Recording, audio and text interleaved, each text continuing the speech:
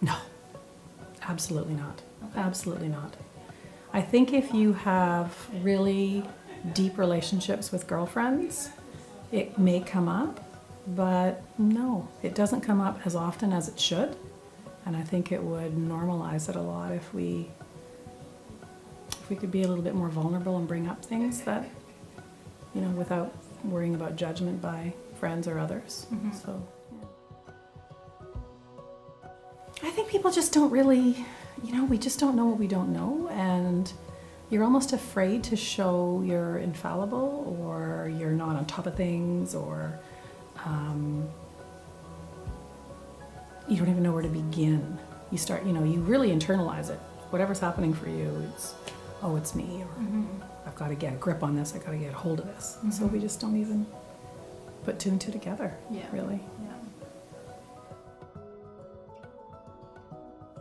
You know, when I think back, probably, but at the time I didn't realize that's what it was.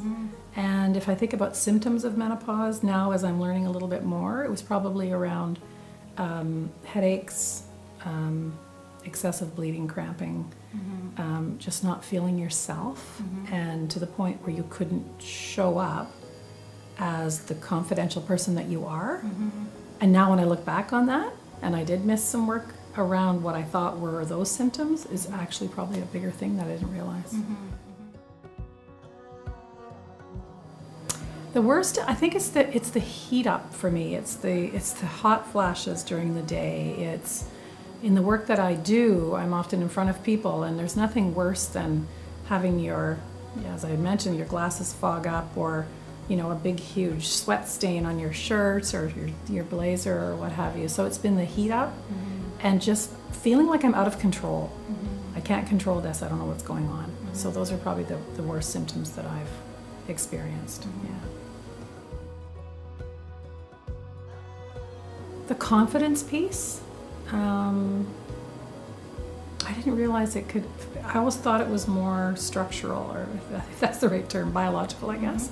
Hadn't really thought of the whole mind piece being impacted by it. And only through talking a little tiny bit with some people and researching and that kind of thing, realizing that, my gosh, that's kind of part of this.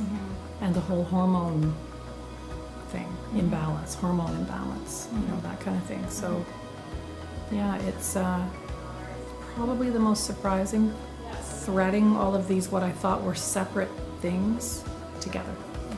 Yeah.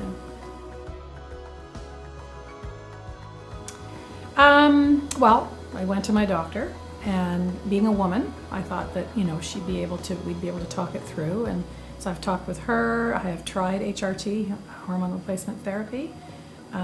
Did that for a little while, and now that I'm looking back on it, part of why I went off of it, I think, was more of my doctor's thoughts around it than perhaps mine. So I think I might want to dig a little deeper into that after we talk today. And the other thing that I've really done is I've also brought in a naturopath doctor, and mostly for supplements, because I thought, you know, I'm trying to take omega-3 and all these things to make me feel better, sleep better, not have these sweats and whatnot. And so I thought, let's check that out and make sure that what I'm taking is right. So those are some of the things that I've done. And one other thing is I've actually done some counseling as well. Okay. With some people I have, not too much though, but I'm sort of rethinking about, why is it so secretive, and why am I not willing to talk about it? And I'm actually more willing to talk about it now. I will bring it up more.